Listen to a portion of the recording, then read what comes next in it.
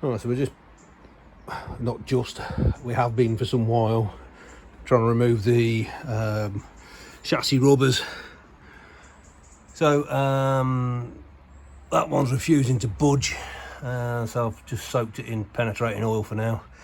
This one I've just started to remove. Basically I'm taking out the inner so I can then get the saw down and nick through the outer sleeve. They are rusted in pretty well. So the inner rubbers pretty much coming out in one.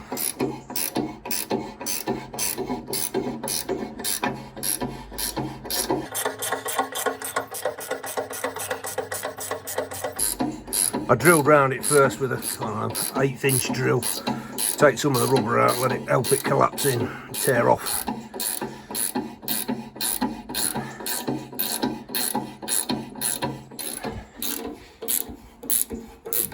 bit far off there now.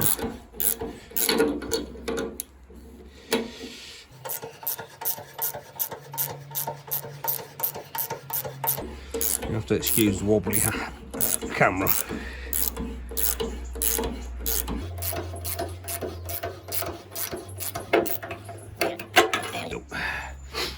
So that then leaves me the inner tube, which I can stick a saw through and hopefully do a better job than I did on the last one, which is in bits. Nothing new with the approach I've taken. Piece of threaded rod, in this case it's 12mm because I haven't got any M14. Nut on one end. That's just a spacing collar. And it goes down through the end of that one, which is that's the stepped out collar, so that's where everything gets pulled into. And I've actually been using a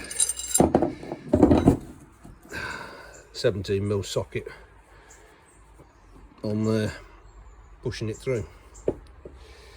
You can see where I've drilled it, just to give it a sporting chance.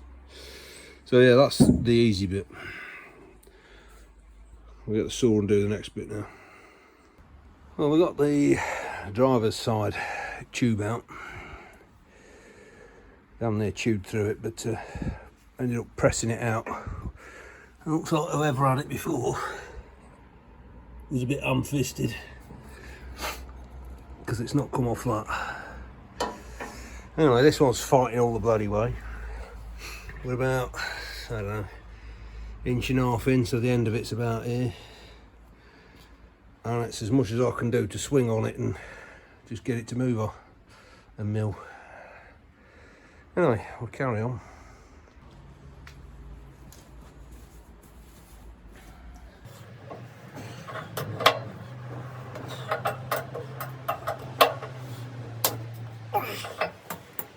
That's actually lifting the chassis and turning my locking spanner, which is shifting the sawhorse, the beam that sat on the sawhorse.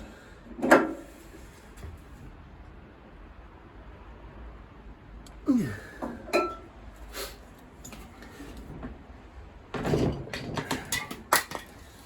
bloody ridiculous. I've got lubricating oil in it as well, so it shouldn't be that bloody hard.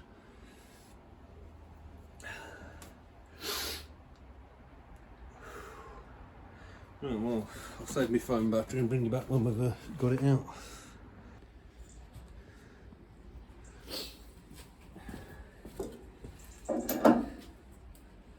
I've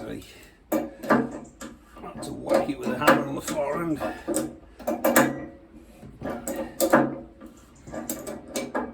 So I'm intrigued to see what's bleeding holding it, huh?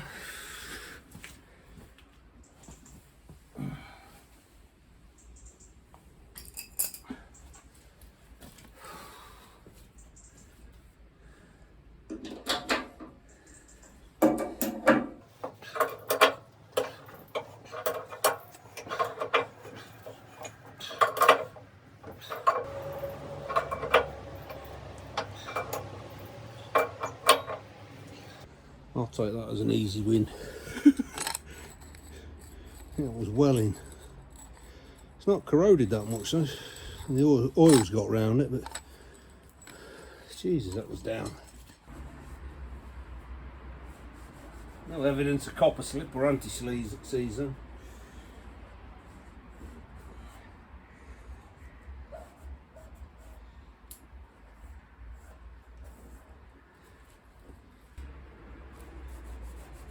Ironically, this offside, so driver's side, is the one with the corrosion in it, and that came out.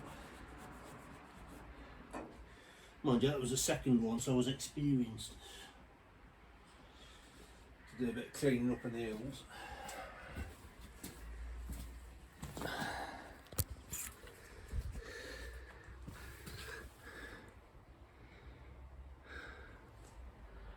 Yeah, oh, an absolute pain in the arse. Bit of corrosion around the upper side.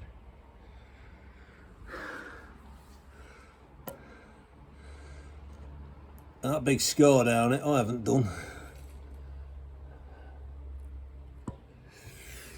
Right, so that's 2 down. They're the big ones. And then there's a couple on here.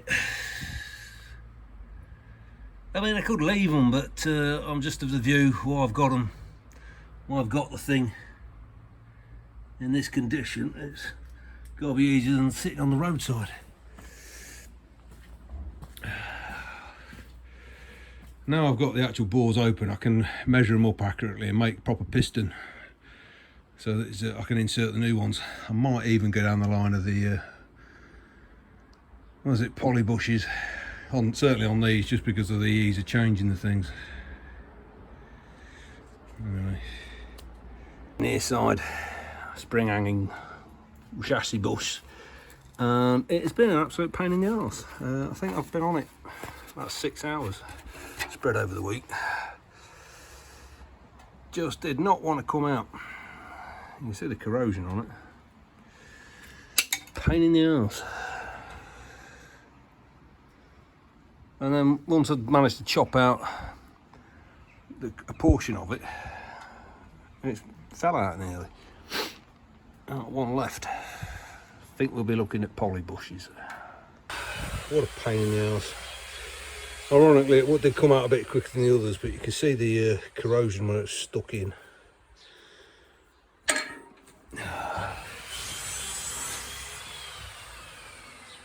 A bit of a clean up in there, but it's not too bad.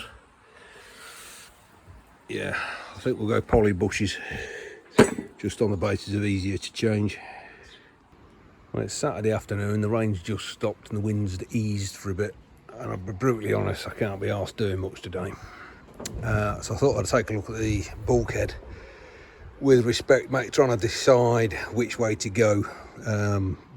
Buy a new hot dip galv replacement, or buy a remade, basically send this away and get it remade, or patch it up myself, or any of the above variations on it.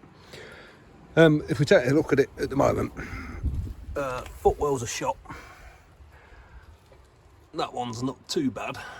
I'm least bothered about those because they're quite an easy swap and a change. Door pillars are shot, and this one's got no top end at all. The other side's got it. Ever fashion. Again, not overly fussed about those because you can buy them as a complete part, along with the foot which bolts to the cross to the outrigger. Then we start getting onto the detail of it. The hot dip galv versions are different here. They're simple pressed and folded, whereas this is actually deep drawn. Alright, you can't see it's behind the dashboard, but I'd know it was there. Coming around, what I'm most bothered about is that this section here, which is the upstand that takes the dashboard one side and the windscreen the other, it's shot all the way along. I think this bit's marginally better, but that's a bit crunchy underneath. So basically that'd all need cutting back and a new piece welding in. Now it could just be straightforward 90-degree bend, in which case I might even be able to get somebody fold me a piece. I'll just spin it round so we can have a look at the other side. So this is the passenger side. As I say, I'm not too fussed about the footwells because they're a fairly straightforward swap. On the hot dip gal version, again, this bit isn't matched. It's a 90-degree bend. That bit is as well. And this is a sweeping bend and it's 90 on the other. So there's quite a lot of differences. The shape of that's different. Now, it's probably none of which is going to be causing a major concern, but I don't want to spend 1,800 quid and then have to cock about fitting it, especially once it's galvanised. So you start looking at rebuilding. I found a place which does basically down there all the way across. It comes down to around here somewhere, and that'll do all that fitment. You have to weld that back on, and I know I've lost one of them somewhere, so I've got to find another one. My hinges are completely off. Now I think there's also a patch you can get which fits the bottom of here down and runs all the way across. So you take the gutter off and re-weld that back on.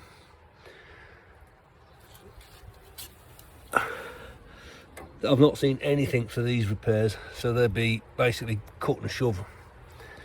What I'm bothered about is what's missing from the reinforcing inside, and I won't know till I start cutting it apart.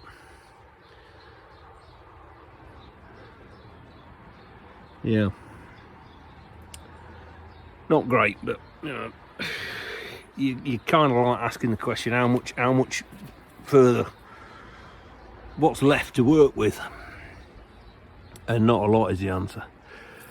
Then you're into the question of how do you make sure the bloody thing fits after you chop it apart and re-weld it up. So I've got to have a bit of a think about that. I mean, I know that the brackets that fit to hold it down wherever the hell they go, I'll have to have another look at them, but you've got the bulkhead brackets which go down to the chassis. That's one fixing point, and there's a bit of movement on them. And then, as I say, there's a bracket that fits at the bottom of these which bolts through to the outriggers. So it wouldn't be that hard a job to make up a jig to set those, or even bolt it in position and work from there. I'm after some points of view. I found 2 or 3 firms which will rebuild them or build you one from scratch. They're not cheap, but then there's a lot of labour involved. I mean, you're talking 1,800 to £2,000, which is a bit more than I wanted to spend.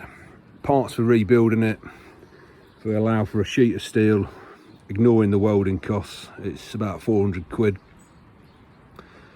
Put some gas into it, you get change out of 600 quid and an awful lot of time. But then what else am I going to do? The good news is I could probably get it into my workshop and work on it in there. So yeah, what's your view? Rebuild what I've got, chuck it out, look for a replacement. I mean, I could possibly find a slightly better condition one which needs less work doing. Or do I just stick with what I've got and make the best of it? Answers below.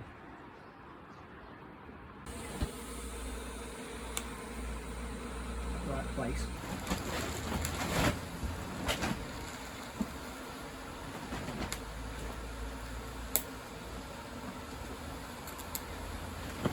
I think it only needs stitching on. Yeah.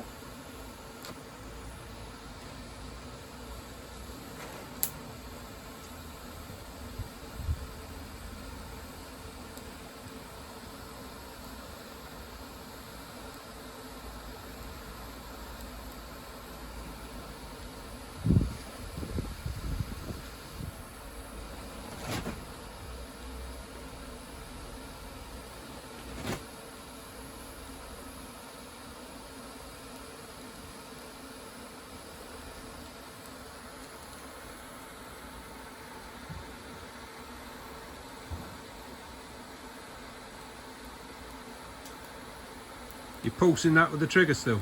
Yeah.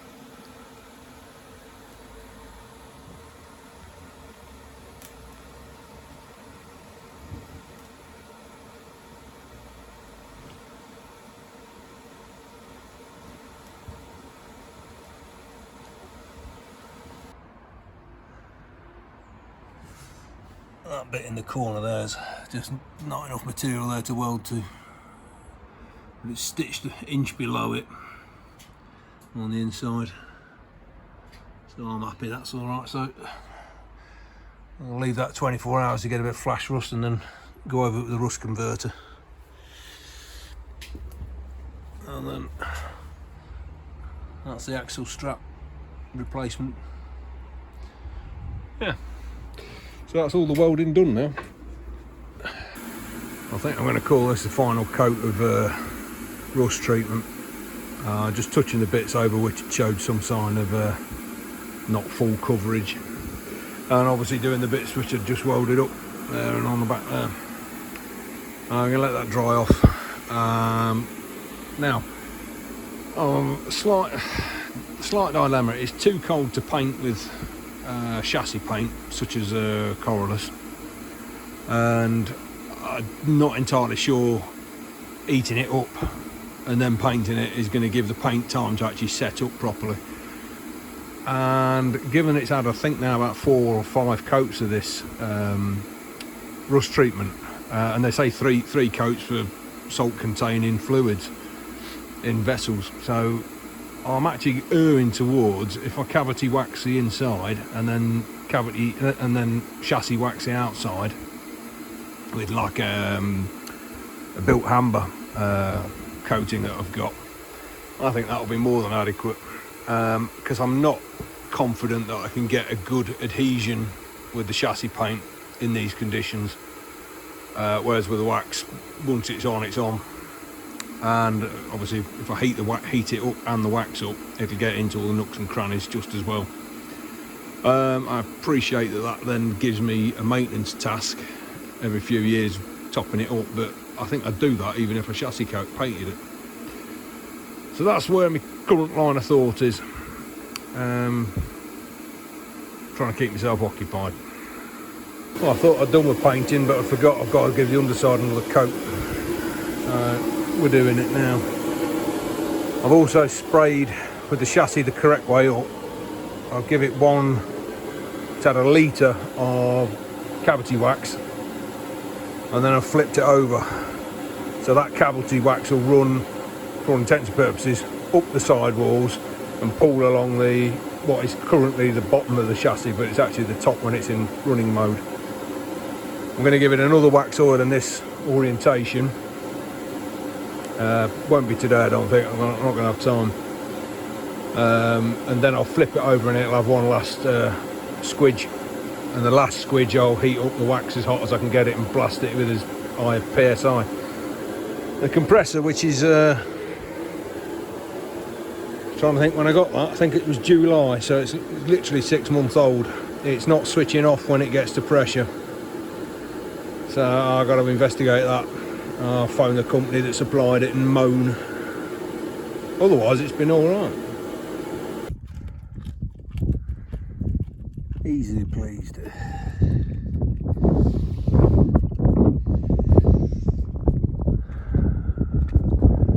The clouds are dropping. It's cold and damp, and there's a bit of snow left over from last week.